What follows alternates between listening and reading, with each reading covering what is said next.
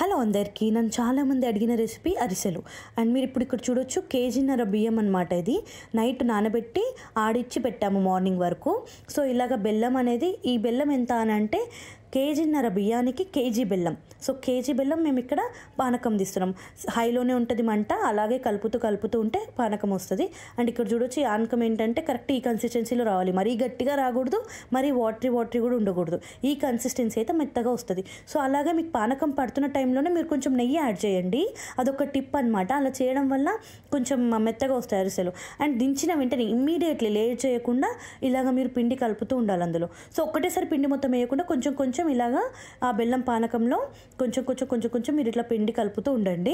And కలిపిన తర్వాత మీకు అర్థమవుతుంది ఎంత అనేసి, ఎంత వరకు గట్టిగా ఉందా, లూజ్ ఉందా, మీకు చేసుకోవడానికి వస్తుందా రాదా అని చెప్పి. అండ్ ఇప్పుడు ఇలా కలుపుతున్న టైంలో ఇప్పుడు కూడా మళ్ళీ మీరు నెయ్యి యాడ్ చేయొచ్చు.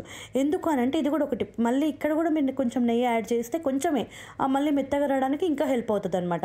ఇలాగ గట్టిగా రాసుకుంటూ ఉండండి. సో దట్ అది కరెక్ట్గా ఎంత పిండి ఎంత సరిపోద్దా లేదా అనేది మీకు అర్థమవుతుంది. అండ్ కన్సిస్టెన్సీ కూడా నేను మీకు ఇప్పుడు నెక్స్ట్ క్లిప్లో చూపిస్తాను చూడండి. సో ఇలాగ నెయ్యి కలుపుకున్న తర్వాత మీరు ఒకసారి మీకు అర్థమైపోతుంది ఎంత ఉంది కన్సిస్టెన్సీ ఏంటి అని చెప్పేసి. ఇప్పుడు కూడా ఈ పిండి కూడా మీకు గట్టిగా ఉండొద్దు, బండలాగా గట్టిగా ఉంటే అసలు బాగా రావు.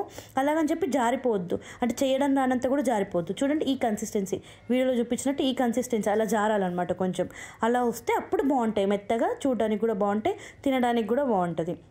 అండ్ అంతే, ఇప్పుడు బాల్స్ లాగా చేసుకొని ఇక్కడ ప్లాస్టిక్ కవర్లో మీరు చూస్తున్నారు కదా, అట్లా ప్రెస్ చేసేసి డైరెక్ట్గా ఆయిల్లో వేసడమే. మంచి అరిసెలు అయితే మీకు రెడీ అయిపోతాయి. బట్ ఈ టిప్స్ అనేది కంప్లీట్లీ ఆప్షనల్, మీరు వేసుకుంటే వేసుకోవచ్చు, లేకపోతే లేదు. బట్ పానకం కరెక్ట్గా తీయండి. అలాగే మీరు ఈ నెయ్యి యాడ్ చేయడం అండ్ పానకం వచ్చిన వెంటనే పిండి వేయడం